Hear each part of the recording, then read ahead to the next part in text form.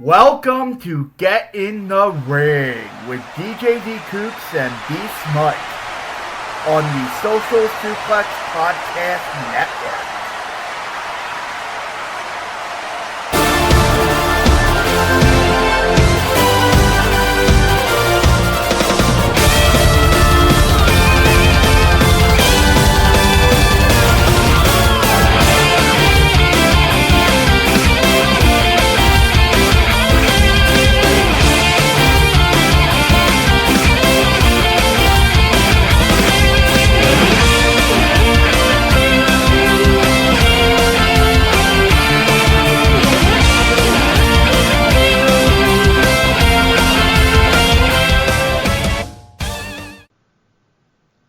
Yes, it is! It's time to get in the ring, as I do like my meditation thing, with DJ D Cooks and Beast Mike here on a Thursday night. We've been doing these Thursday night recordings. How you doing, Beast Mike? I'm pretty good. Fairly calm day today. The weather it feels like it's winter here up in State College. I'm sure it's still respectable in the Philly area, but No, it's not. No, It's not. It got colder. It got colder. Okay, yeah, it feels like winter up here. It's been like that the last 3 days. We're gonna get more of that before the game on Saturday too. So it's good. You must be devastated, by the way. Devastated? No, Minnesota played well. And for those who don't know, I am a Penn State student and Penn State fan. Yes, it was not good to lose the game to the Golden Gophers, but the Gophers played well. It's much. We made our mistakes, yes, but the Gophers played well. They played well enough to win the game, and even then, it felt like we probably should have came back and won it. Minnesota got it done in the end, so we just gotta get up for Indiana, and everything's right in front of us. We went out, we still go to Indianapolis. I want to get Minnesota again. Floyd Johnson. That is me. Strong style, keeping it strong style? Oh, I am all things elite, sir. Oh, you're Okay. all things elite. My bad. All things elite, all right. I confuse people. Yes, the young boy is Josh Smith. I I am Floyd Johnson from All Things Elite. Yeah, Okay. my bad. My bad. And all the Social Suplex listeners are probably yelling at me right now. But you have Yes. all things elite with the beautiful Miss Phoenix NJPW. Yes, Amy was one of my first consistent co-hosts. It was hard finding a consistent co-host for a while, so I was doing the guest co-host thing, and then between Amy and All Elite Tiffany, I've been able to find a consistent co-host. I realized that most people have lives and can't commit to recording like every week like I do because they have lives. Yeah, people have lives. No shit. Yes. We have lives too. That's why we're recording this 10 o'clock on Thursday. Pretty much. But we have Smackdown, Full Gear, Mm-hmm. Raw, NXT, Dynamite, and Floyd was at Full Gear. Okay. So we have Yes. a live perspective. Yes, I was definitely, I was at Full Gear, had a great time as always in the audience. Just AEW's audiences in general remind me, I am a little older, I'm 38, so Okay. I lived through the Attitude Era, so it reminds me of the crowds during the Attitude Era, and it's just like people, they know who to cheer, they know who to boo, no stupid chants. I mean, a few stupid chants got shut down, just flat out shut down. Now, I was about to That's ask. how it was at Actually, my AEW show, too. I was about to ask that. Like, okay, I'm able to watch pretty much all the AEWs on TV, and those crowds are loud, and there's a whole lot of juice in those buildings. That does come off screen, so like it comes off that live and in person. I'm going to guess. Absolutely, and it's just like you'll hear it'll get a little slow, and someone will start a CM Punk chant, and then you'll hear shut the fuck up, And it just gets shut down immediately. Okay. And it's cool because it's like when people do chant, it has something to do with what's going on the show. Not to entertain themselves. Everyone gets it. Okay. Yeah, everyone gets it, and if you don't get it, you're usually with someone. You get called out, or you're with someone that gets it, and just do what they do. Fair enough. Obviously, there's some CM Punk stuff that happened this week too, which no shit. It's like the biggest thing in wrestling, which everyone got gassed up about. So yeah, that's totally a thing that could happen. Start with that WWE backstage. Yeah, so this happened at the end of backstage on Tuesday. Backstage was pretty solid from everything I understand. And then they rolled out the Cult of Personality. And I was like, oh, all right, is this a troll move? Is this a troll move? Like, what's happening here? And then suddenly, CM Punk legitimately walks onto the set. And basically the wrestling world snaps. And the wrestling world spazzes out. And the Punk confirms he will be on the show next week.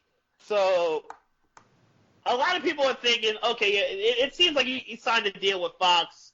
Well, he signed a deal with WWE. Well, obviously, there'll be more details on it. But Punk absolutely was on backstage, and it's clear to me that he's going to be around there for a while.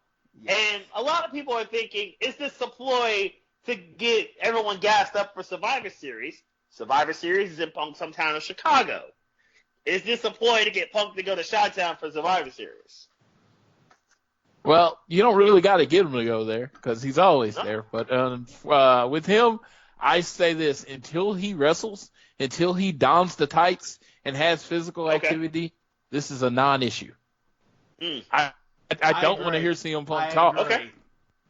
100%. I'll believe it when I see it. That's fair. That is fair. That is a fair point. Yeah, I don't want to hear basically CM Punk talk about a bad product. That's a fair point. I think that's an understandable point, and I can agree with that. Like, you kind of, yes, Punk on the mic is gold. We understand that. Punk in the ring, also really, really good. We kind of, it felt like unfinished business when Punk left. So yeah. I think we kind of need, at the very least, Punk to finish whatever business he has to attend to. I can always tell my CM Punk story. I was married for most of my 20s, and I quit going to WrestleMania. I went to WrestleMania 19 and 20, and I was married in my 20s, and I didn't get to go to WrestleMania. So I get divorced, and I'm like, oh man, I'm going back to WrestleMania. CM Punk at this time is my favorite wrestler. It's WrestleMania 30. And I buy my tickets, buy everything. I am going to see Punk. You are going to New Orleans. New Orleans. The day after Royal Rumble, he basically effectively quits, right? Wasn't it Royal Rumble? He effectively quits. Rumble. Yeah, Rumble was the last thing he did. Yeah, he effectively quits, and I'm like really disappointed. And then I get literally probably one of my favorite WrestleManias ever. So it's like I was really disappointed that he missed it, but because he missed it, WWE had to, go off. Had to plan B and go Daniel Bryan. Their plan Bs are so many times better than their plan As. And Daniel, I'm like, I saw the Undertaker lose. I saw the Shield squash the New Age Outlaws, and I saw Bray Wyatt's entrance, and it ended up being like one of the best experiences of my life. So as much as I hate CM Punk for not showing up, I also love CM Punk for not showing up. So I'm always conflicted when it comes to him. And as the host of All Things Elite, very much an AEW person and an AEW flag bearer, it also pisses me off because I really, really wanted him to sign up with AEW. But I do what makes you happy. If that's where he got the most money, and he's probably got the most money. He's going to, if he comes back and wrestle, it's going to be on a very abbreviated schedule. So I think the jury's out on. I mean, because right now he works for Fox. Yeah. Will he go back to letting Vince McMahon tell him what to do or whatever? Will he step in the ring again? Because, man, it seems like he looked genuinely happy for this cushy job that he got going on. Does. Yeah.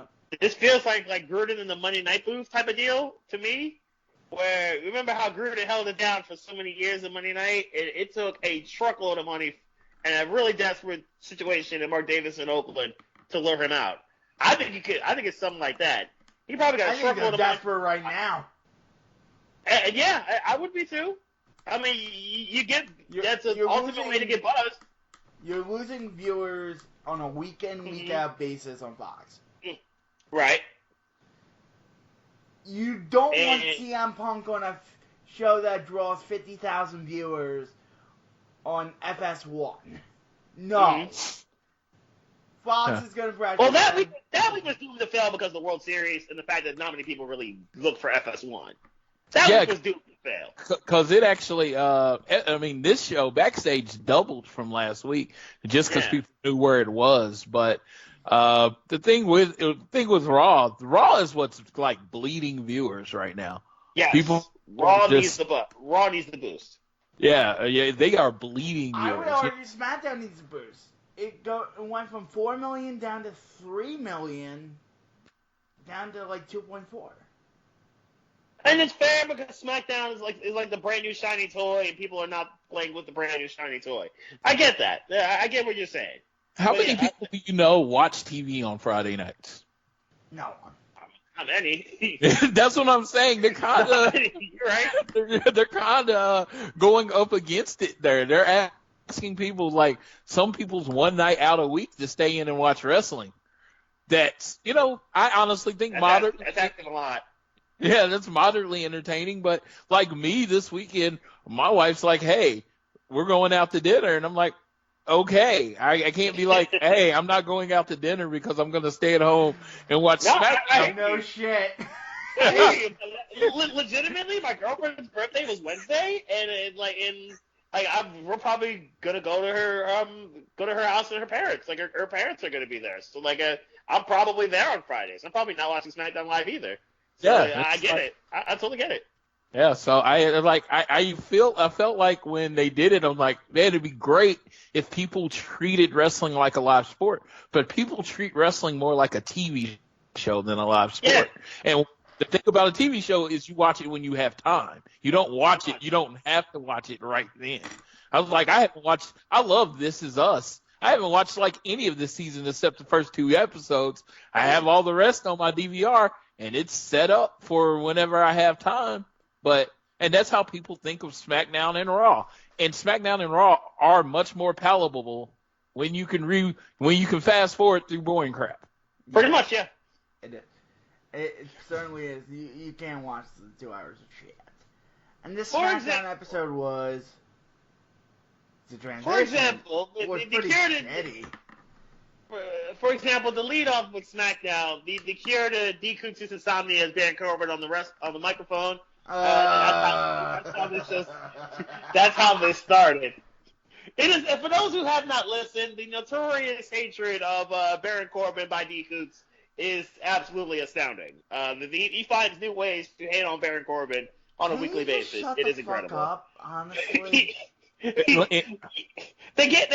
sounded like they gave him 10 minutes of mic time, which was 10 minutes. 10 minutes. It felt like 10 minutes. I actually love Baron Corbin. Fuck you. Oh yeah. Baron Corbin is Baron Corbin. That Baron Corbin. Piece of shit. Baron Corbin is a quintessential 80s shit face irredeemable heel.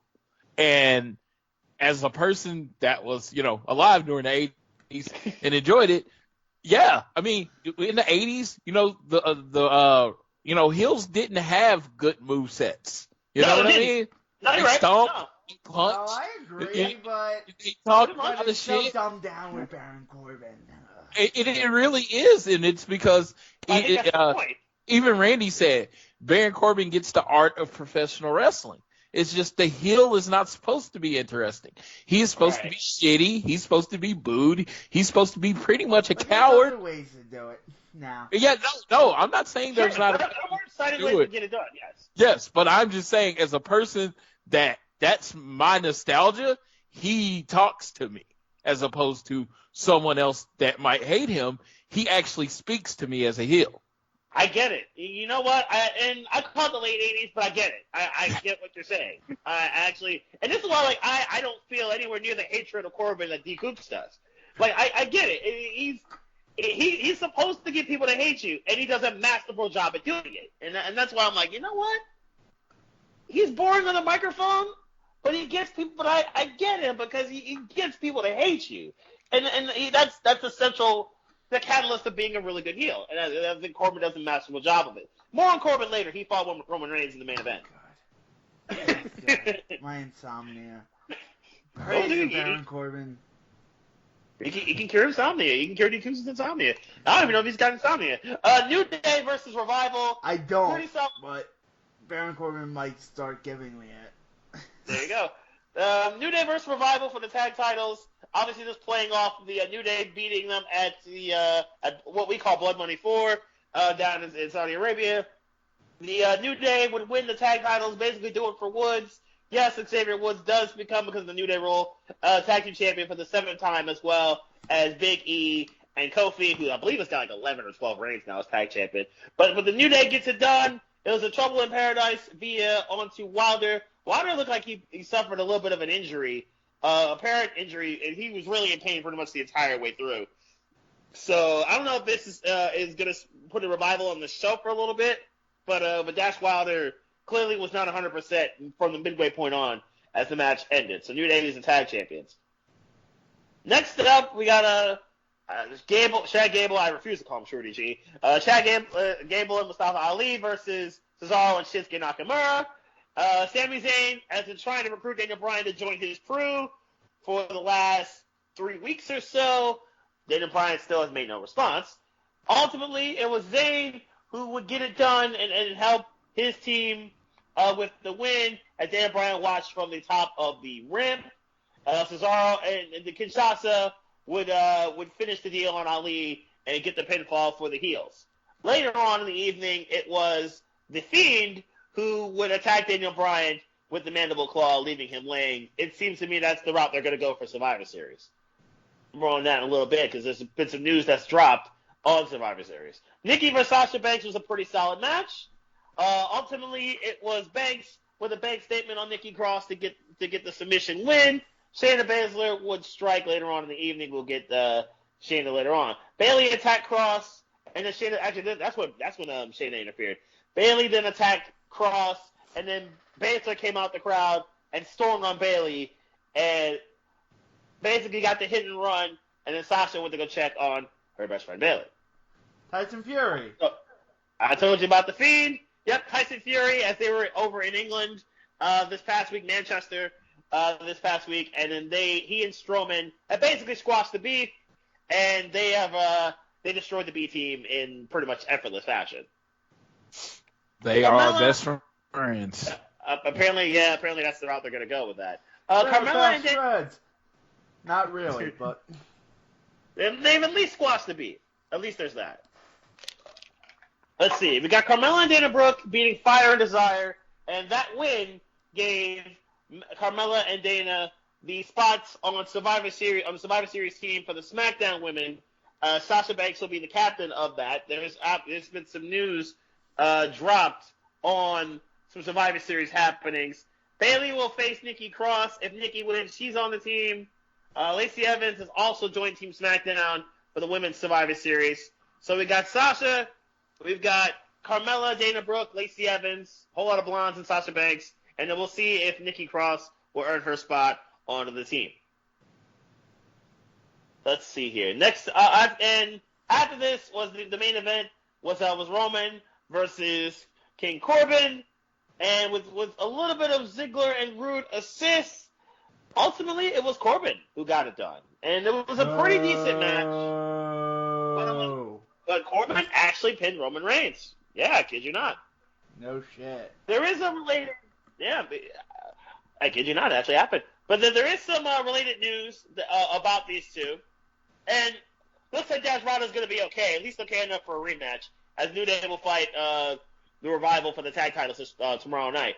There is some news that involves Corbin and involves Reigns. the Survivor Series SmackDown, the 5-on-5-on-5, SmackDown Raw and NXT tag match.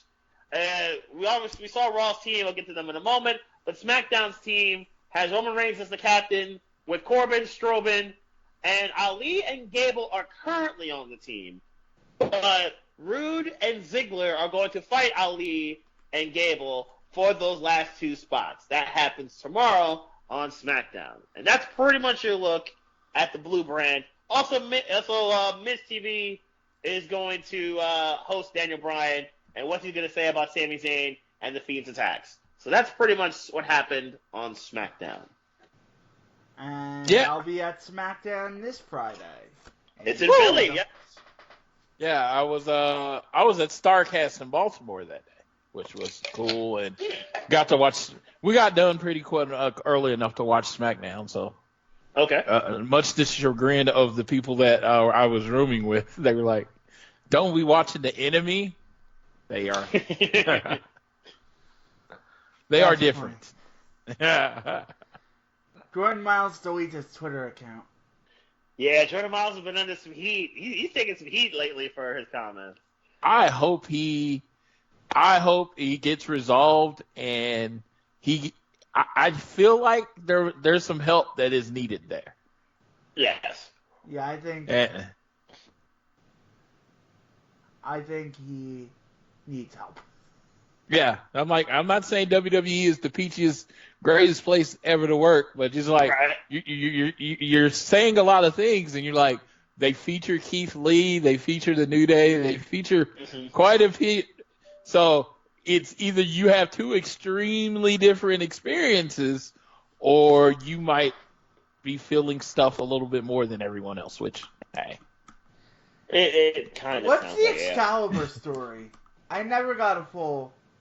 Excalibur story. So Friday, we get in on Thursday, and then there's a dinner at Jimmy Seafood for the people that were like, you could buy the dinner. So it was for Tony Schiavone's birthday. So we all have the birthday celebration, and we go downstairs, and it looks like the wrestlers are in the back. They're having dinner, and apparently, after the event, they went over to this little bar that was across the bar that was like across the way. It was at Jimmy Seafood. They went to the bar in Jimmy Seafood, and everybody got wasted. And you know that's what they do. And apparently, Jimmy Havoc, who drinks, and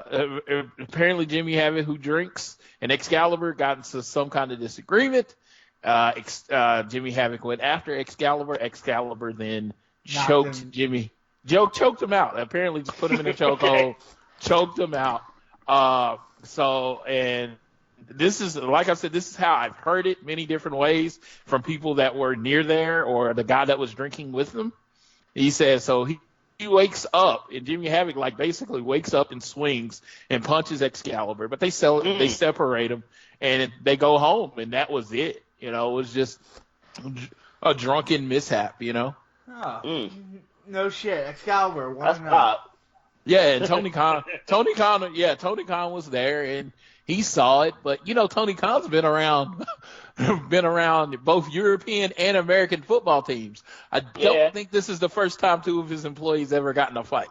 No. Yeah, couldn't be. No way. Tell us more about Starrcast. What did you go to? The first night I did, let's see. So they had the dinner. That was Tony Schiavone's dinner. They had some comedians come up, one named Taylor Williamson, and then one really raunchy comedian. He was from Comedy Central. He made a lot of the harshest jokes ever. If some Chris Benoit stuff came up, it was pretty raunchy. It made the people I was with uncomfortable. I was dying because I have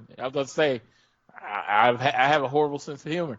Well, so Tony Khan, MJF's sitting there, and he basically cuts a promo on Tony Schiavone and hating him. And apparently he has a super big crush on Medusa and wants to have sex with her because he literally went around to the group were the legends. He said, fuck you. Went to Medusa, said, I want to fuck you. got to Jim Ross, said, you're cool, dropped the mic, and walked out. MJF. Wow. We'll explain later why he's gold, but Yes. Yeah. And it was like there was no paper, no nothing. He just picked up the mic and went off for a minute. Okay. Yeah, just completely got up there. And it was just a great promo. It was like unexpected. And then he went down and was drinking. And we think we saw a few times of him acting like a normal person, which I have never seen.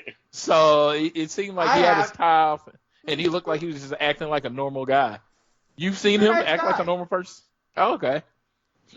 I imagine he is, but I just love the fact that for the most part he doesn't break character. I love that about him. If I actually met him and he was nice to me, I don't think I would like it.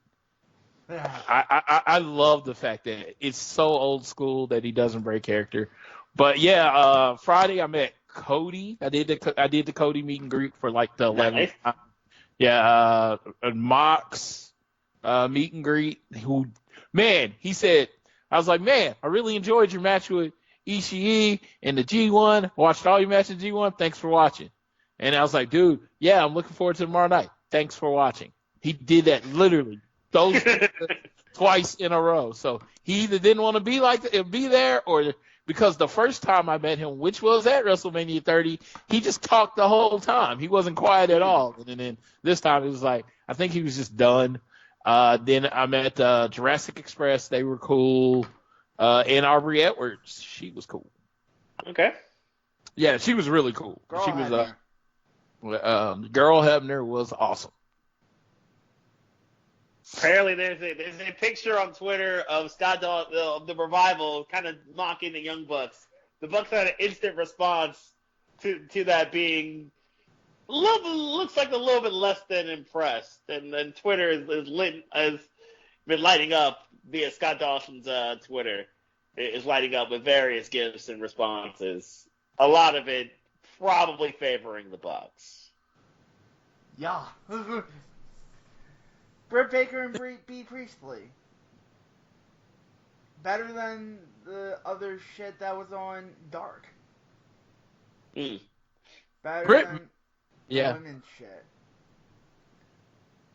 Britt was super over in the building. Super over. Okay. Really? Yeah. Apparently there were audio issues because there's this guy named Dave Finishell. He works for Lords of Pain. We're tweeting back and forth. He's like, man, I can't hear anything. It seems like the crowd's dead. And I'm like, no, Britt Baker. I'm like, I'm here. And this is probably like, it was just as loud as the first episode of Dynamite. So the music did come through a lot better on this one when you were watching it back. So I think they might have upped the in-house audio and maybe turned down the crowd a little, so the music could come through on TV. But I was like, man, Britt was over. I was shocked. I was shocked how over she was. I was like, oh, what they're doing is working, because that's been one of my biggest gripes, is that they haven't done enough to really get her over. And she was over in the building. And then B, not enough people knew who she was, but the people who knew who she was knew enough to boo. Right. Interesting. Right. They did the Kong gimmick. Dr. Britt Baker, DMD, defeats B. Priestley with the lockjaw. I still think that is too gimmicky. Awesome Kong in new gear, and Brandy Rhodes arrive. Priestley's still in the ring, and Kong hits a spinning back fist and hand Brandy a knife, hits an implant buster, and Kong chops off some of Priestley's hair. Okay. And we saw it again. Yes. I was about to say, this is one of those things that was over because Brandy was in it. And, and Brandy's in the Elite, so everybody was cheering. And I don't think if it was anyone else in the role with Kong, that it would have been over, but it was. And then, of course, Kong is super over. She's, legend, so she was super over. We didn't get what we just saw, afterwards. Everyone's looking at each other like, okay, so where are they going with this? That was the big question, like in the building. Where are they going with this? Right. And we'll find out later on Dynamite. Right. Santana and Ortiz and the Young Bucks. Rock and Roll Express are at ringside. This was a very good match. This really was entertaining to watch. I was able to catch a lot of it. And I like those two. I like what used to be LAX. So it's Pride and Power now? Proud and powerful. Proud and Powerful. Okay. I like them. I like that they have proven themselves to be really, really good and really have raised their game up since they joined AEW. And that's a landmark win for them to beat the Bucks 2-on-2 with minimal shenanigans. They are my favorite tag team in wrestling.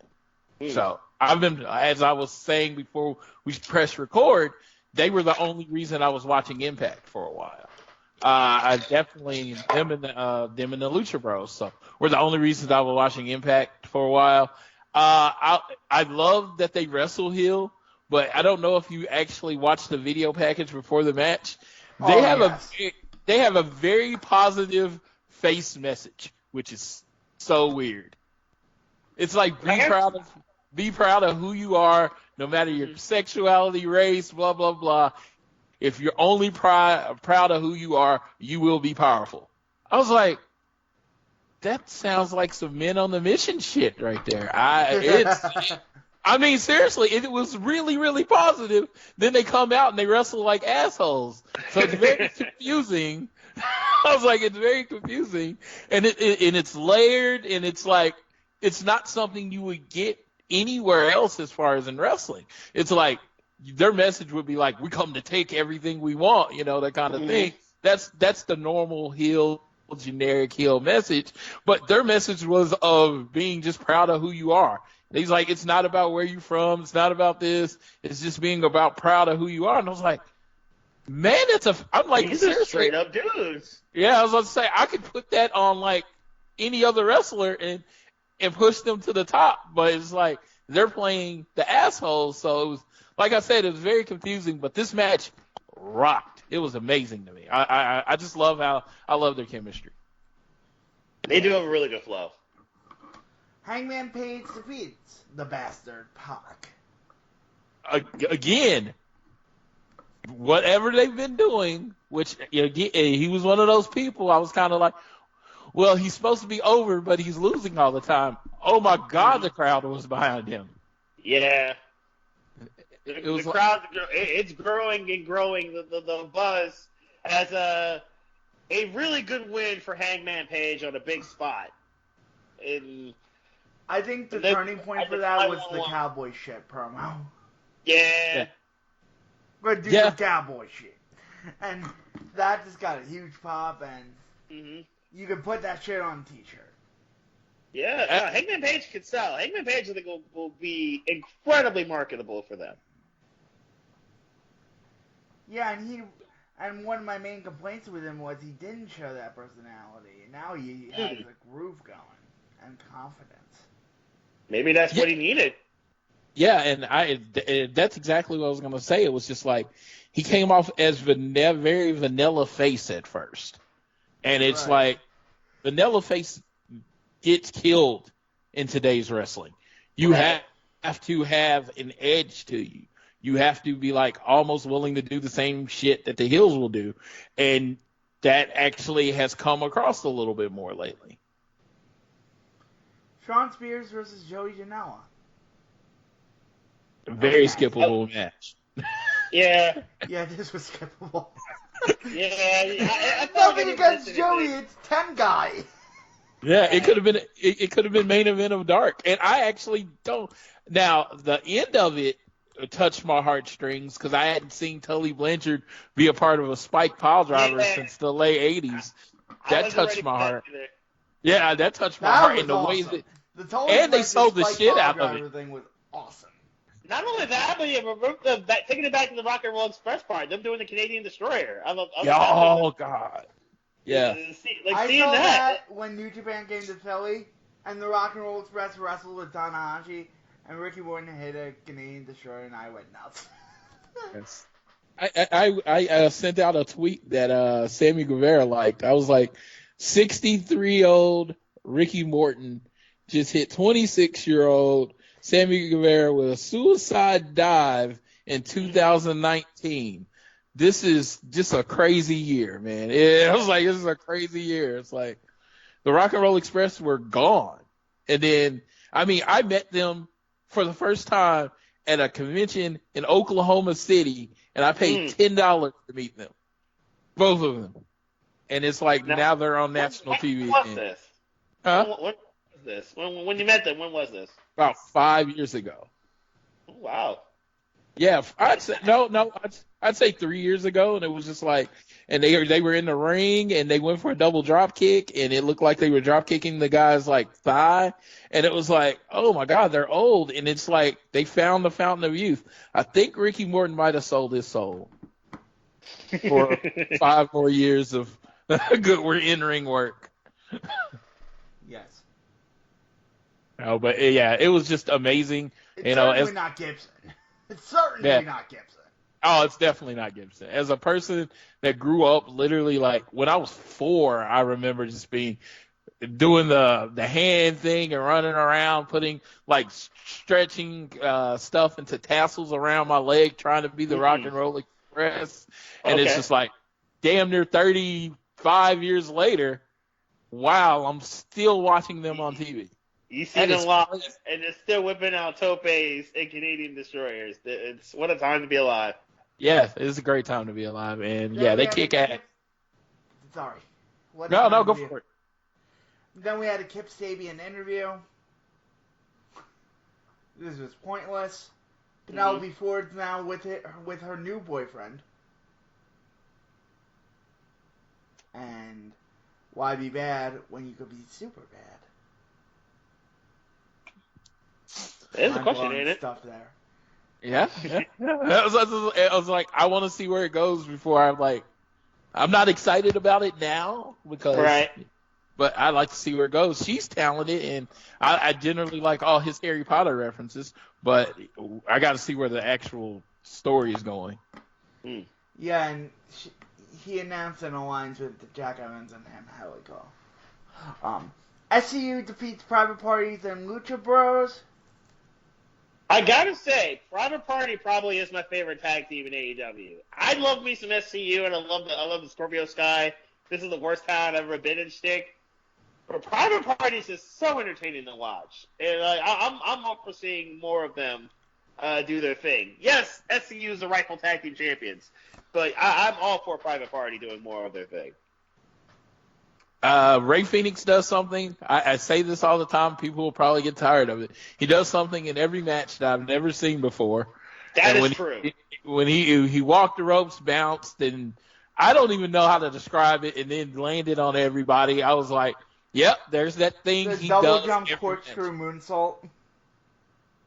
There you go. I was like to say, I didn't even know how to describe. Ray Phoenix is amazing. Yeah, so he does something every time. Ridiculous. Phoenix is like if Will Ospreay did not exist, Phoenix would be the best flyer in the world. Ospreay versus Phoenix could main event any show in the world. Yeah, that's a show. Like, sign me up. I'm all for it. Yeah, take my money. All you gotta do is give me a couple weeks' notice. I don't care where it is in the country. I'll be there. And then after the match, Lucha's attack, and then the light goes out. Another Pentagon arrives and takes them out. It's the Fallen Angel. As he hits the one-winged angel, as they get a receipt. Angel, the Angel's Wings. Or Angel's Wings. I'm sorry, Angel's Wings. He hits Angel's Wings and gets his receipt back after the attack that he suffered a few weeks ago. Right as the tag tournament actually started for SCU. Which kind of started SCU on this run and Scorpio Sky on this individual run where he's been basically flawless for the last month or so. Yeah, It was one of those things that it was a very little detail that ended up, sparking Scorpio's rise, and it's kind of crazy. It was like he did the face move by volunteering to be out of it. Then he had to take Christopher Daniels' spot, and that actually made the fans way more accepting of everything that happened over the next few weeks. Now, I think if it was just Kazarian and Scorpio from the very beginning, I don't think he would have got over as much. Right. This feels like, remember how Kofi made his run and how he took Mustafa Ali's spot? This feels like what their version of that, where now you see the groundswell. Like there was a groundswell after Kofi did what he did, and now Kofi got this groundswell. He got put on the way he did. This feels like a similar swell with Scorpio. Scorpio is getting a whole lot of shine, and now we'll get to what happened on Dynamite this week. But there's a lot of wave. There's a serious wave behind Scorpio, and I'm all for it. Yeah, he's amazing. He's nice, and he's been in it forever. So it's like he's looked at as an up and comer. But I mean, this is his 17th year in wrestling. Right. That's crazy. That is wow. That is saying something. Riho and Emi Sakura. Very good match. Yep, very good match. The only thing that hurt it is no one thought Emi had a chance of winning. That's what hurt the match. It was like there was the drama in the middle of the match when Sakura was hitting Sakura was hitting some of her best moves. No one was like standing up or into the drama because no one thought Riho was losing to her. Apparently they called a lot of shit to the point where Emi actually replied on, Twitter that, people said it was a wasted challenge. But, I mean, I can't hate. I thought it was a really good match. But, again, the biggest thing that hurt it is no one thought she was winning. Yeah, I think the reign needs to be a little bit longer. Yeah. I think the reign give it another month or so. Like if she lost the title in Jacksonville, I think I'd be okay with it.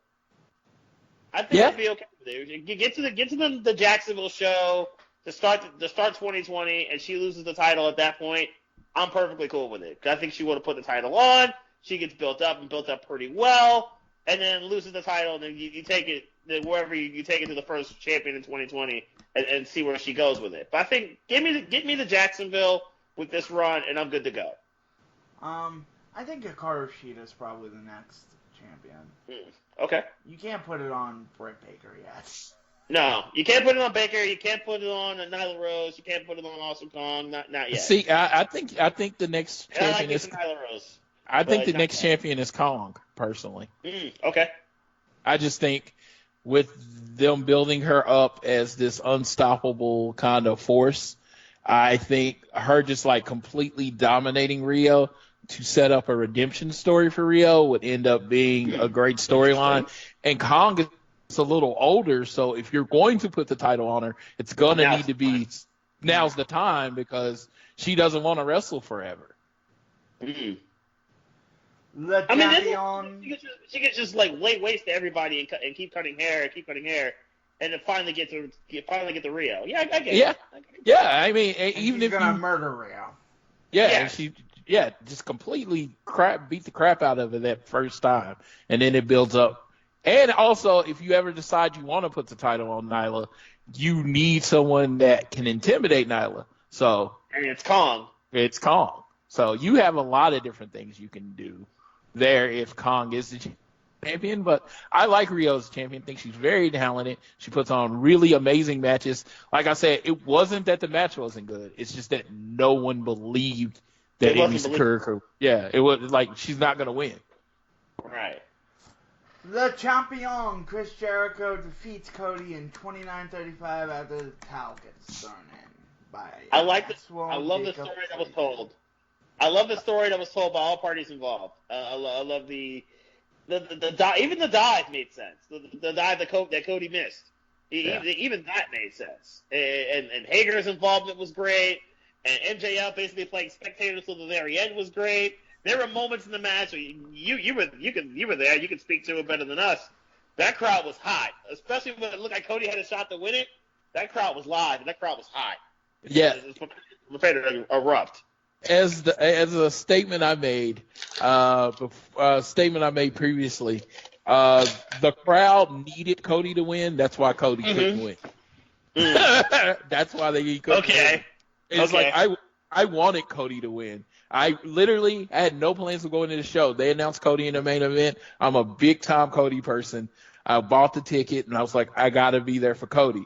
And it was like the idea that Cody, in everything, if you're booking, Cody should have won that match. The crowd was into it. They wanted it. It would have been your moment, your moment that you're talking about. That's why he couldn't win.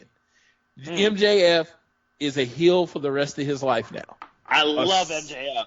He's a super over heel for the rest of his life if he wants to be, just from screwing Cody. I told D Coops this. The first thing after watching MJF, the first time I saw it, MJF was the guy for me. Like he became my favorite singles dude in wrestling and AEW. I love MJF. Like he's the type of heel that you want to see succeed, but you also want to punch him in the face as hard as humanly possible. Love MJF.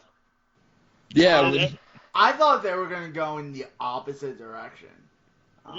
I thought they were going to. You thought Cody? Yeah, you thought Cody would turn on him. Yeah, you were on that. You thought Cody would turn on him. I thought they would slow play this out. Like MJF's going to turn on him. MJF's going to turn on him, and then Cody's too smart. Yeah, Cody is their. It's kind of their ace in the hole. He is the number one face, maybe in wrestling right now, and he's allowed to be a face.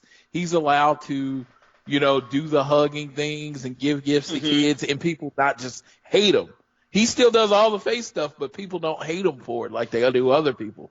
So I don't think he can waste this run of him as a face right now. Right. Him being such a face made MJF. And it's going to continue to make MJF for the full part of this turn. I mean, a real good deal between the two of them. Yeah, Cody might turn heel, but I think it'll at least be a year or two before they even think about it. I wasn't going to turn him heel for a year. But you got to put on, because he obviously had the really good match with Guevara to start AEW on Dynamite. But this feud with MJF is gonna be really, really good. The promo work by both parties is gonna be outstanding. Yeah, and I hope they don't do like one of the face-to-face promos, because as much as I love Cody, I think MJF would destroy him. Yeah. Yeah, because he's that good off of the head. It's like he comes off some stuff. Right. Yeah, and I was like, no, I think Cody's has to be recorded, and maybe MJF cuts a few more of the in-ring promos. Now we got to the batshit insanity. The non-sanctioned match between Mox and Omega. We knew this would be crazy from the jump. We saw the barbed wire bats we've seen before. We've seen the barbed wire broom. Omega introduced it. We saw glass. We saw, what else did we see? The mouse traps. That was a new one. That was a newer one. And then the match got progressively more violent and progressively worse as things going on as it went on. Barbed wire spider web. Then that was the crescendo to me. That was the part where it's like, I've seen barbed wire boards, but never to that degree. When Omega told the Bucks to send it, the Bucks and Hangman Page to go get it, and the Bucks were shook, and it was like, wait, you really want to do this? Omega was like, yeah, let's go. And then they introduced the board, and then as I'm watching, I'm thinking to myself, Mox, think this through as he suplexes Omega onto it. Like, it's so much pain involved. There was so much pain involved in that suplex. It didn't even end the match. And then we had the damage part of the match. Yes. Where Omega, being as batshit insane as he is, with the wood exposed, attempts a Phoenix fucking splash. He did a Phoenix splash. Fucking splash. Well, Holy shit. I got a hot take that y'all can hate me for. Y'all probably want to kick me off the line. Absolutely hated this match. Oh, really? It is honestly, let me tell you, they are all super talented. All super talented, and I thought they did what they could, but deathmatch wrestling, not my thing at all. It doesn't. It's like you know people that hate horror movies. I'm one of those people. I don't know why you hate horror movies. I do. For them. Go on. Yes, so I can watch a horror movie, and it can tell the best story. It can be the most artistically well done horror movie, but in the end, it's still a horror movie, so I didn't like it. This match, it was like halfway through, it was over. Don't get me wrong. About 10 minutes into the match, my whole section stood up and didn't sit back down. So, it was over. It was over. And if Dave Meltzer gave it 5.5 stars, I would not bat an eye at it. Not my thing at all. Did not enjoy it. I could see that. I could see it's not your thing. I watched it twice, and I was like, they went full deathmatch. I could see that. I sort of me being the Philadelphia man. Growing up in Philadelphia, just eating this shit up. As I was explaining, it wasn't my dream match. My dream match is Kenny Omega and Jon Moxley in a regular ass wrestling match. You like chain wrestling, okay? Yeah, I wanted a G1 special, a fight. I wanted it to be a fight. I just don't think you needed all the props for the fight. I think they are badass enough where they can tell the exact same story, exact same energy, get my blood pumping without all the weaponry. Without all the extreme weaponry. I don't have a problem with a chair or a table and stuff, but it's like, you're sitting there and it's like, you know what? I really want to beat this guy. What am I gonna need to beat him? I'm gonna need to attach a hypodermic needle. Like Jim Quinn. I'm gonna need to attach 100 mousetraps to this board. That's what's gonna get me the win.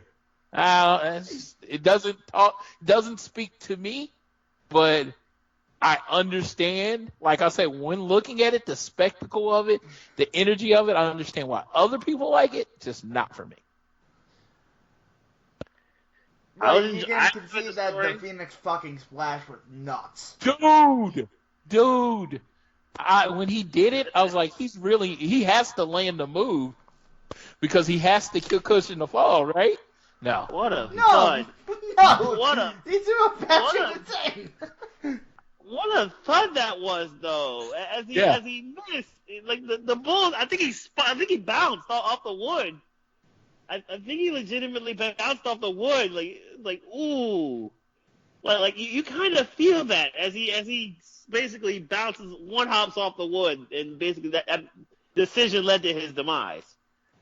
As Omega 4.5 stars. So Floyd, as much as I love you, I'm with D Cooks on this. I'm with D Cooks on this. I'm all for the violence. I'm all for it. And for all the people that are for the violence, I great. And like I said, I do like a good violent, bloody match. Don't get me wrong. It's just, it felt like it was just a lot of setup for the stuff. And it's just like I said, deathmatch just kind of takes me out of it. It's just one of those things. It's like everybody has that thing that they don't like. Like, I know a lot of people, I think ZSJ is amazing. I know people can't stand watching Zack Sabre Jr. matches. I am one of those people that loves that. I can't stand watching these matches. It happened. We got a winner. It's going to tell the story going forward. That's great. But, yeah, it did not speak to me, as I always say. We're going to get Moxley Darby in one of these. Yeah.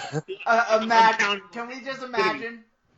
For a second, and Darby's watch that shit insane thing Darby's gonna do with Moxley. I don't consider Omega really about the life, but Darby is. That's gonna be. Oh my goodness. Oh no. Oh no. Darby's about the life. Omega really isn't. That's the part I think that scares D Cooks and I. Like what is Darby willing to do? And Darby's a dude that you can tell he either doesn't feel pain or his pain tolerance is greater than most wrestlers we've ever seen. He's not even that big of a dude. Like, this could get potentially scary when Darby and Moxley have an extended feud. Oh yeah, I'm looking forward to next week. Darby Allin, I literally just discovered when he signed with AEW, and he moves as smooth as anyone I've ever seen move in a ring. Like how his fluid motion is it's just so crazy. It's just like it's effortless, and yeah, he's awesome. Raw was non-consequential. No, Raw didn't really do but too much this week. I'm just gonna say honestly. This. Can you just put Walter over fucking Seth Rollins? Seth Rollins is a geek anyway. Come on. And you're in the UK. You're in Manchester. I think it would have been worth having Walter win that match. I would have been perfectly okay. And they have with Walter a really awesome match. Yeah. Yeah.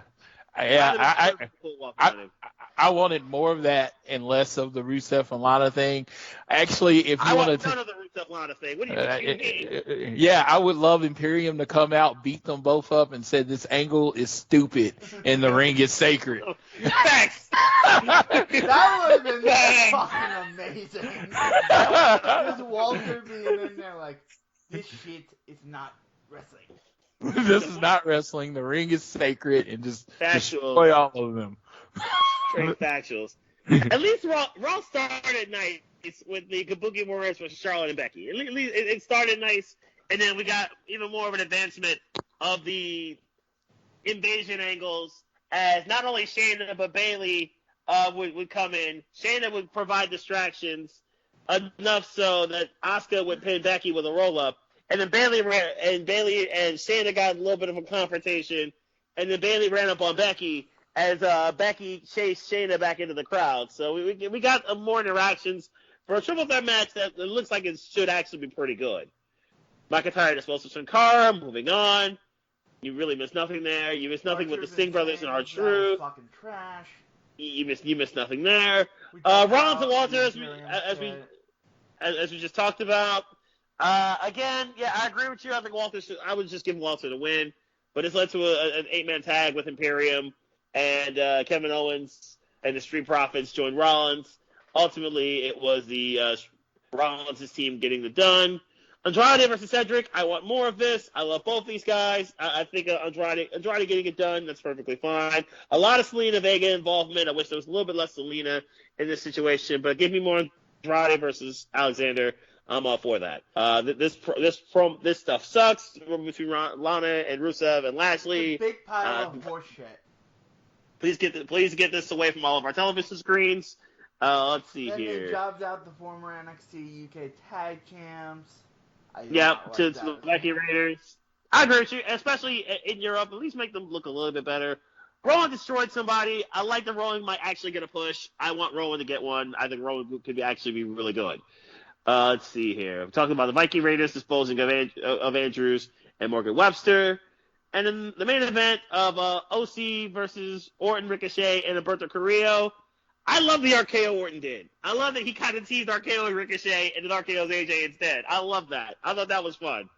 I thought that was a fun setup and a fun tease for an eventual Orton versus Ricochet thing. And Alberto getting a beautiful moonsault, hitting AJ with the moonsault and pinning AJ. I thought that was a nice match. So I thought Raw started well and it ended well, and it had a match that could have been much better with Alexander and Almas that they really messed up. And Walter Rollins should have been better, and they messed that up too. So it started and ended well, but a whole lot of what are you doing in the middle, pretty much. Yeah, that's what it was to me.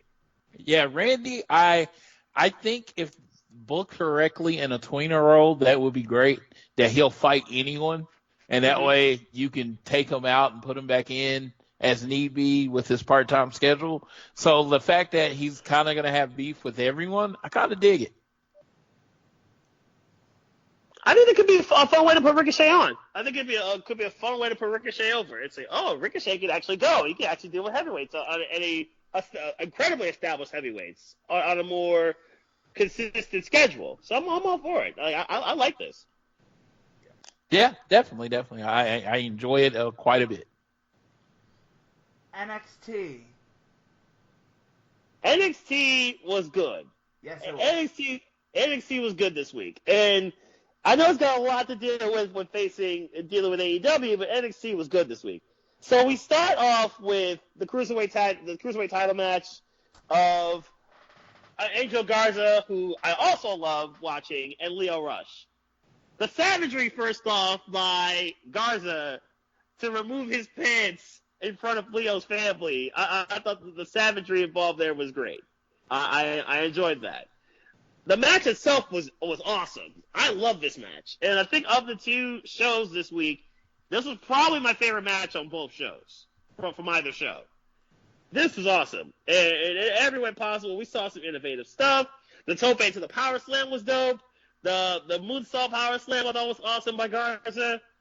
It ended a little clunky. I don't like the kind of inconclusive finish, but I think they're going to run it back at some point. I think they have to with that inconclusive kind of sort of finish with Leo retaining. But this was awesome. I absolutely love this match.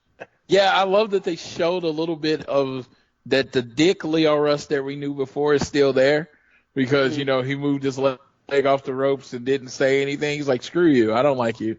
I'm here to win. But, yeah, at first with his wife and these kids and stuff like that, and he's like, his mother-in-law flew in from Germany or wherever. I was like, they really, really want him to be a face.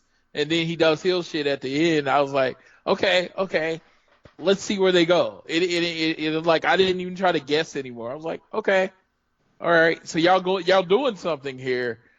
You made me more interested. And Garza, I mean, I don't mind him being in 205 for now, but he's one of those people that he has it. He has it. Yeah, he has that factor. He's attractive. He's like everything you like. He checks all the marks of a great wrestler. He's oozing charisma and oozing swag, and you can take and run this whole like attractive, like world's most attractive man gimmick. You can take this and run and do a whole lot with it. Yes, he has to steal someone's girlfriend soon. Yes, he does. Not in the way that Rusev and Lana. No. No, we don't need to do that. But the whole steal somebody's girl. Yes. Absolutely. Yeah. He needs to do that. He just needs to like completely corrupt whatever girl it is and take her and it'll be great. Pretty much. Then on NXT. All right, so the next match was basically a lot of the theme of the night was with women getting jumped. It was basically the NXT women's roster getting beaten up and being left laying. First, it was Candice and it was not Dakota, but Tegan Knox. First Candice that got jumped from behind, and then later on, eventually, Jessica Menduke and Maria Shafir got jumped. Later on, we didn't see who, but we know they got jumped. Xia Li beat up Aaliyah. I like Xia Li. Xia Li is basically Aaliyah tried her hardest not to get kicked in the face until she got kicked in the face, and probably got her nose broken by getting kicked in the face. It was a very painful experience for Aaliyah. Xia Li getting it done. Good job there. Not the only broken nose on this show. It was not. Let's see. Finn Balor versus and Matt Riddle. Finn Balor continued to want all the heat with Gargano. Unfortunately, Gargano was not cleared. And then he wants all the smoke with Matt Riddle. And Matt Riddle obliged. Riddle immediately jumped Balor, and it set off a chain reaction of a serious brawl, which led to Undisputed Era coming for Riddle. Obviously, they were pissed that they got jumped last week by the OC.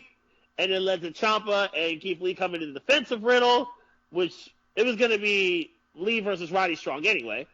It led to what could have been mass chaos. It turned into a civilized fight, a one-on-one fight, which is, once again, Keith Lee is awesome. Love me some Keith Lee.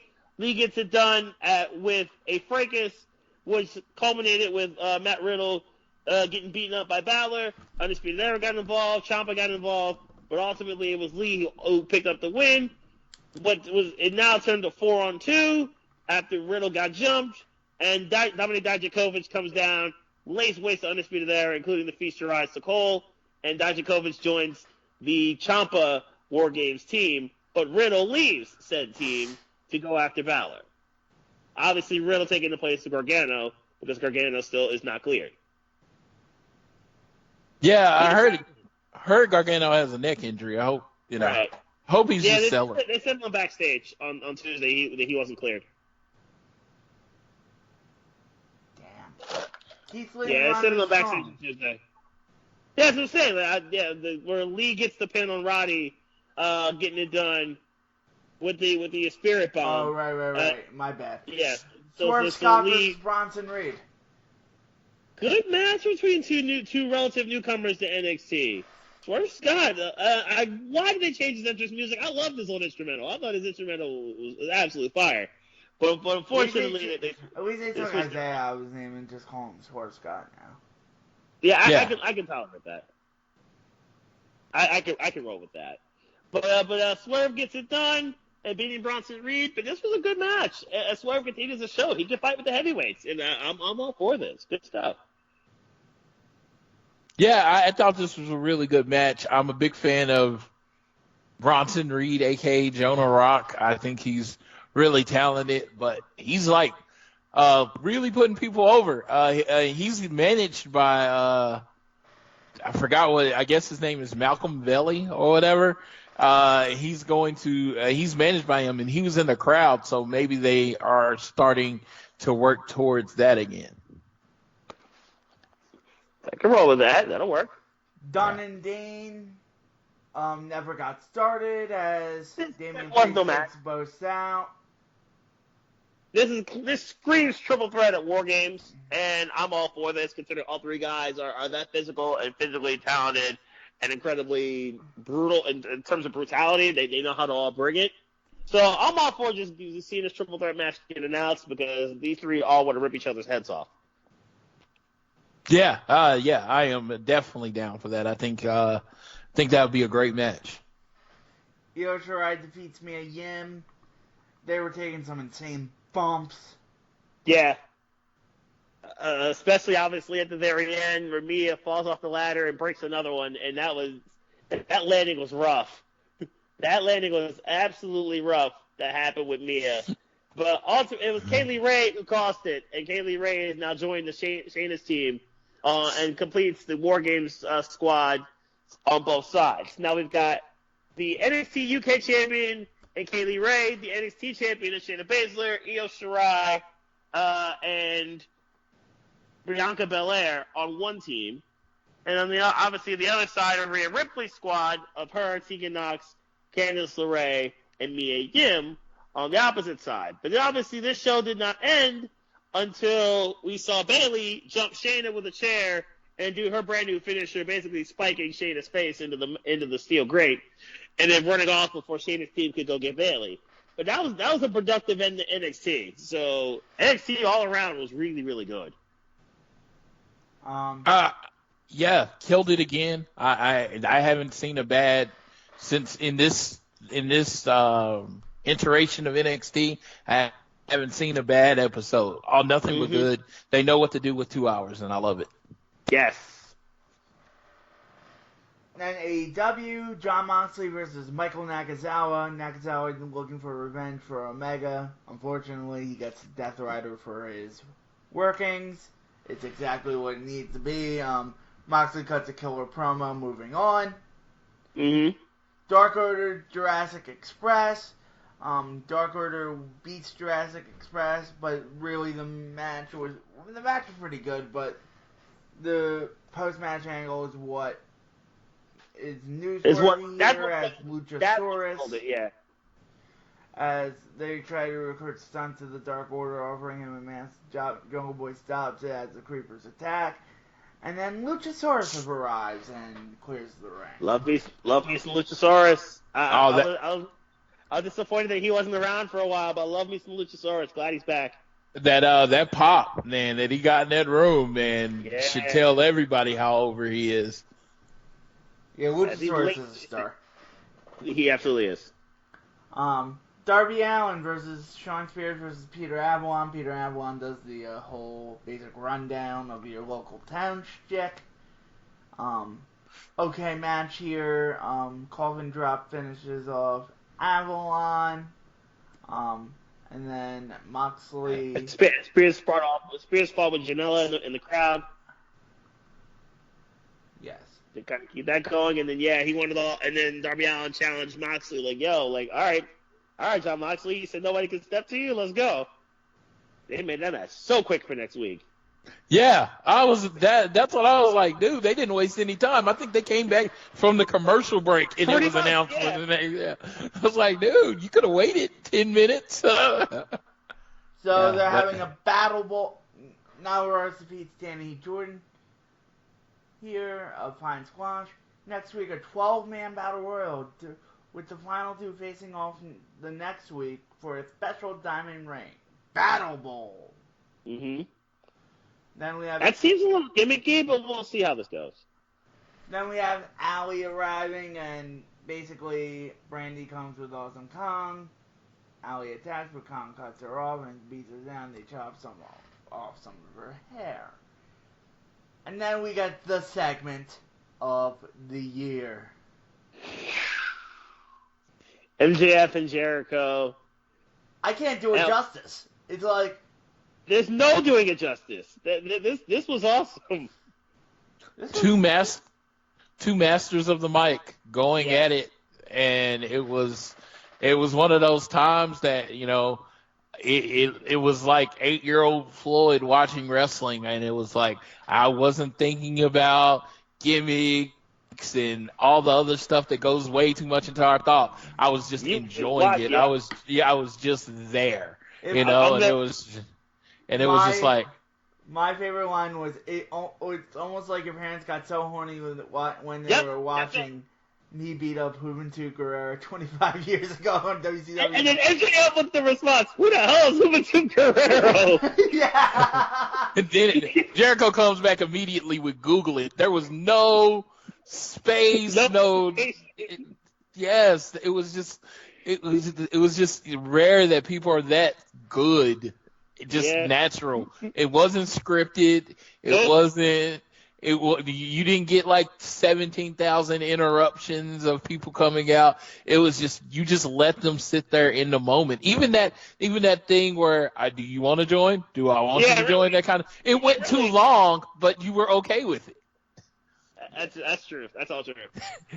It's like Hawk gets his win back over Hangman Page. I think that's just establishing that they're equals. I don't have a problem with the 50-50 booking here. No, this tape is fine. These are two dudes that are going to be rising and big players in AEW. I can tolerate it. At best, this is 66% booking because Pac is 2-1. Yeah, Pac is 2-1. Yeah, true. And then SCU defeats Le Champion Chris Jericho and the Spanish God Sammy Guevara. Oh, no, you forgot. What about the brawl with the brawl with the Bucks? Oh fuck! There was a brawl between Santana and Ortiz and the Bucks. They were brawl all over the place. They did a little funny bit with Orange Cassidy. I love that. I thought that was awesome. I got hysterical when I saw that. With his hands in his pockets, he's like. It would have been absolutely emotionless. Absolutely emotionless, and how he just closes the door so like gently after that, like I opened the wrong door. That was absolutely hysterical.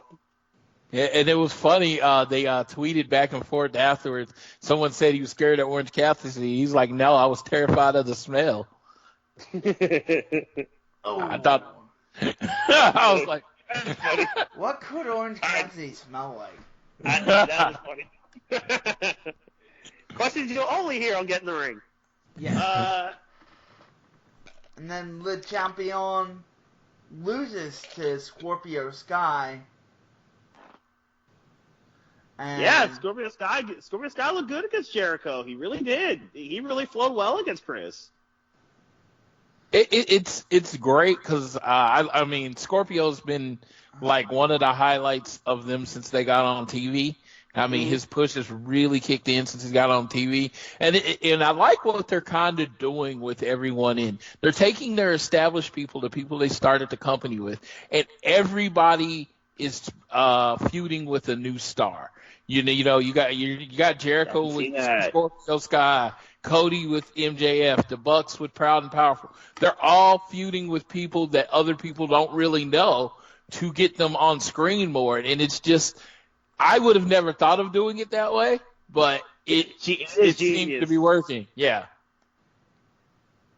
That is a genius way to do it. You put more guys on, you make more household names and bigger stars. I like it. It's very smart. Yeah, you see the Jericho and Cody feud. They didn't stretch it out. They could have stretched it out 6 months. It was one match. Done. Now, none of these other feuds are – I mean, I don't think Cody and MJF is going to be one match.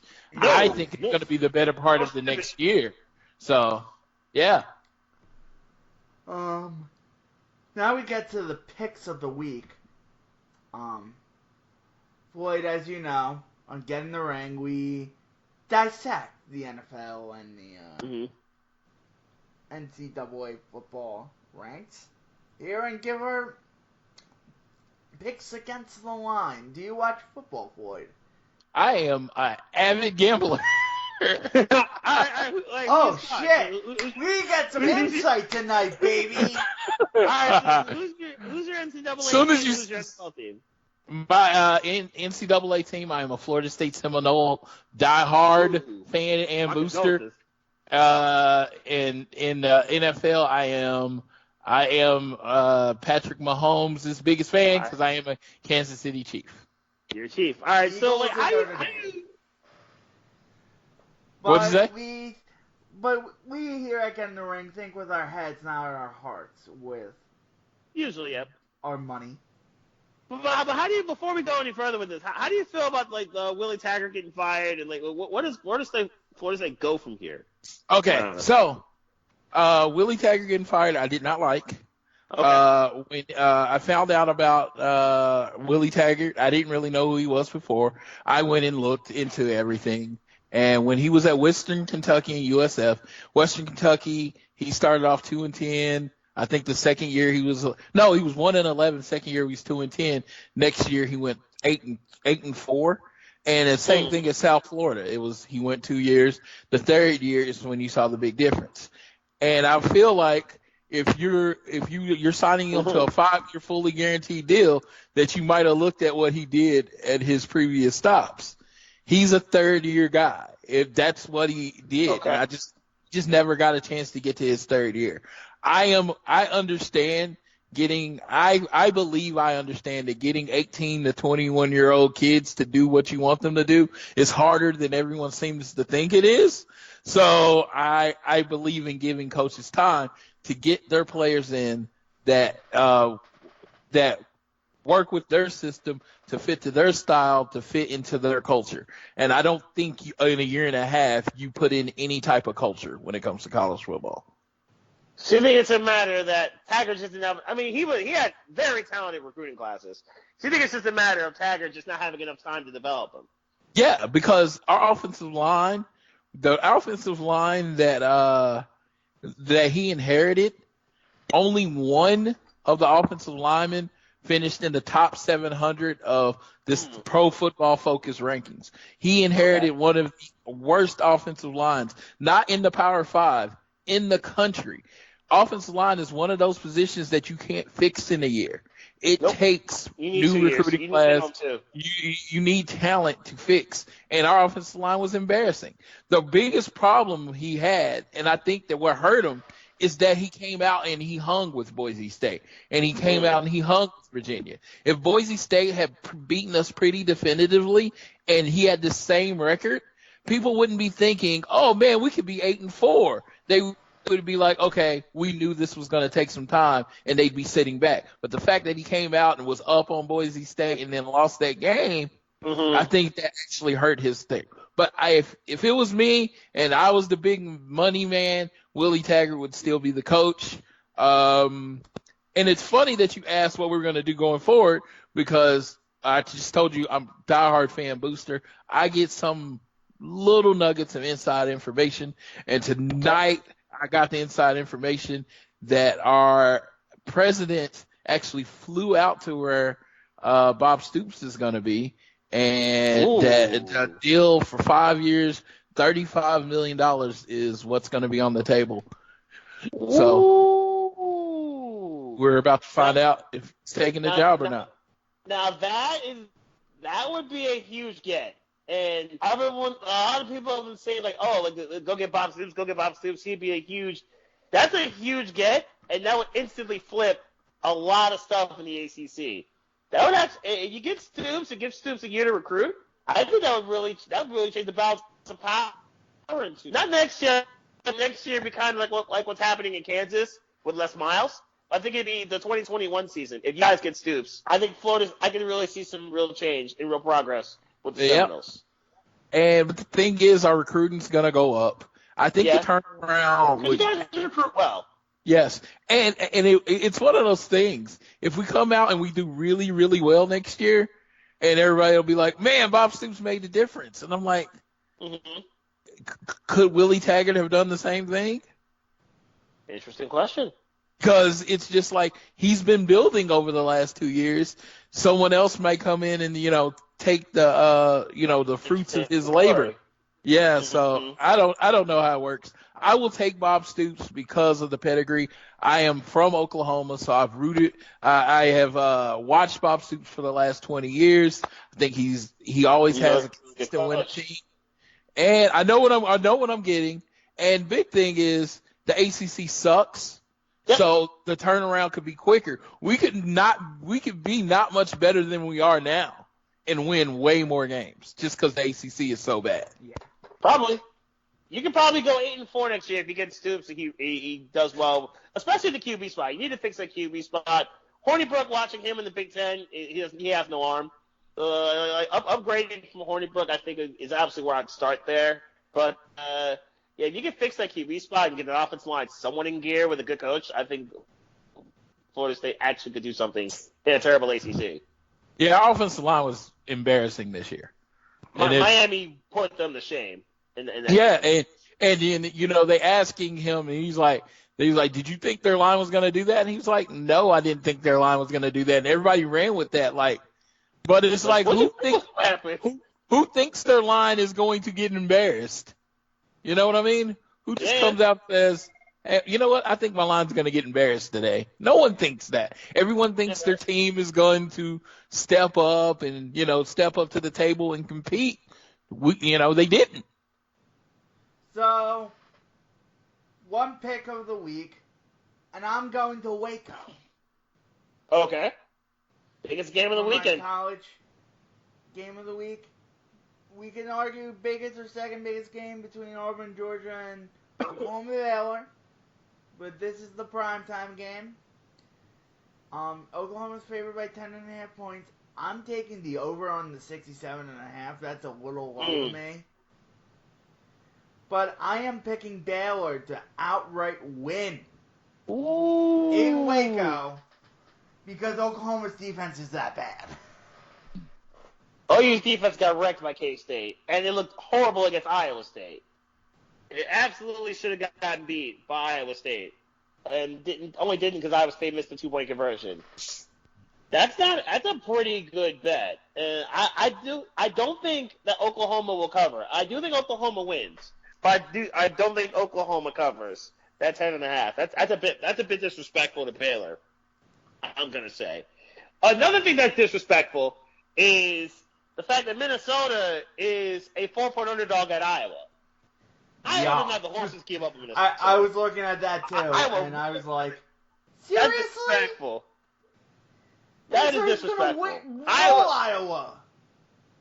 Iowa just doesn't have the horses. They have a defense. They have a decent defense. they don't have the speed even there to keep up with like Penn State does. I don't think Minnesota's offensive line is absolutely massive. They're able to eat up on teams who have speed rushers. Penn State's got a lot of speed that they can bring to the quarterback. Iowa does too. Epinenza's going to get paid on Sundays. I don't know how he gets through that offensive line. That's a massive line, especially for Lele, like 4 pounds, legitimately 4. I got Minnesota winning this game. I got not only covering the 4, I have Minnesota winning this. That's my pick this week. All right, and my pick is I am from Oklahoma, so I'm from Oklahoma, and of course I'm a Florida State fan, so I know a lot about the Big 12 and the ACC. Mike Gundy tends to get hot this time of year, right before they play OU. They always rack together a couple big wins. Chuba Hubbard, probably the best running back in the country right now. I'm taking them minus the 18 versus Kansas, just because even though Kansas has been good, it's one of those things Oklahoma State tends to handle their business against Kansas. But I think they give the ball to Chuba. He gets about 200 yards rushing, and they cover. And the Browns look like they're going to pull away from the Steelers. As Rudolph threw an interception, which led to an immediate touchdown by the Browns. But my pick of the week goes to the Tech Bowl, number 5. That is the Redskins and the New York Jets. They'll be playing in Landover, Maryland. How do you see it? The Jets to win. I honestly think the Redskins win that game. The Jets look... It's such a Jet thing for them to play respectable against the Giants last week, and then they say Adam Gase is staying. And it came out earlier this week and said Adam Gase is actually going to stay as Jet coach for next year, for the rest of this year, and be back next year. It's such a Jet thing for them to lose at Washington, and Sun Darnold look like complete trash. And Dwayne Haskins actually looking an NFL quarterback, even though he really doesn't right now. It'd be such a New York Jet thing to happen. But to me, my pick this week is, let's see, I'm going to take it. Brissett's going to play, so that's a pretty good deal. My pick this week is actually going to be Minnesota. I'm going to go to Minnesota, and they are playing the Denver Broncos. The Vikings look like a real contender. They can run the ball. They play defense well. Kirk Cousins looks like he's nice. He's facing this time. They got a statement win last week. He's facing a Denver team that's not all that great, even though they rush the passer respectively. I just don't think that Allen's going to be able to keep up and deal with the Viking defense that's really good, and in Minnesota coming off that nice win. Vikings plus got to keep up with the Packers. I got to go, and the Packers are on a bye. I'm going to go Minnesota, and they cover the 10. All right, and my NFL pick will be San Francisco bouncing back from their loss against Arizona. I believe they covered the 10. Arizona still comes from that pass-based defense, and that's what San Francisco does, is shut down the pass. And they showed me that they had a championship defense even on Monday in the loss. Their defense stepped up and played really, really well. So I am riding the San Francisco 49ers train. And then I'll give a quick pick on the Eagles-Patriots game. This is a tough one. It is. I think Eagles win. I think Eagles pull it off. Against the Patriots. Off a bye. So the Patriots are coming off a loss and a bye, right? Yeah. Baltimore, New England got dominated by Baltimore, and it probably could have been worse had it not been for the turnovers. And the Eagles are coming off a bye and a win that they desperately needed against a Bears team that's really not that good. I think New England wins a really good game. I expect a lot of points because I think that's the way that these teams operate against each other. But I think it'll be New England winning this game. Yeah, I got New England also. You give Bill Belichick a week to scout an offense, and him coming off coaching kind of pissed off because his team's lost. There's no way I can bet against him. Speaking of scouting, illegal scouting. Yeah. Houston Astros. We have to touch on this. The Astros basically getting themselves busted for apparently having a camera in center field, and that's the second really shady thing the Astros have really done in the last couple of years. That makes them look really bad. And makes the 2017 championship look real questionable. And we were talking about it on the Sports Blitz today. It's a real what about it. MLB's going to get Houston. They're going to punish them. I think AJ Hinch getting suspended for a while would be good. I think their GM getting and Alex Cora being involved. I think that would be a pretty respectable punishment if he got punished again. Apparently, this is the second time he's been involved in something like this. I can see that being a punishment. I think money and a fine will be good, but not enough, considering this is the second time Houston's done something stupid like this. So, and we can't do the draft picks. Yeah, you can burn them with draft picks. You can burn them actually international money. Burning them out of some of that or all of that, I think would be a pretty good look, considering Houston makes their bones in international money. I think that could be a way to punish them. That would actually be sufficient. But yeah, this is really dumb what Houston did. This is really, really shady what Houston's doing right now. Well, I will say sports, especially baseball and cheating, go hand in hand. So they're just, I am one of those things, give them a slap on the wrist and keep going, because there's probably some team cheating in more of a better way already. But this is pretty egregious. It's pretty bad. It is pretty bad. Don't get me wrong, but it's just like I said, it's just with all the things that all my life I've heard about baseball, and it just seems like cheating is part of the game. It's just like, I don't know. I think cheating is just as much part of the game as, throwing. And you know what's scary now? The Raiders are going to be tied for first place in the AFC West. The Raiders got a shot here. They are not going to be tied for first place, because the Chiefs are going to kill the Chiefs are going to kill the Chargers like we've done the last 11 times we've played them, and the Raiders will lose. Huh? Except for that one time. What one time? They had a 2-point conversion last year.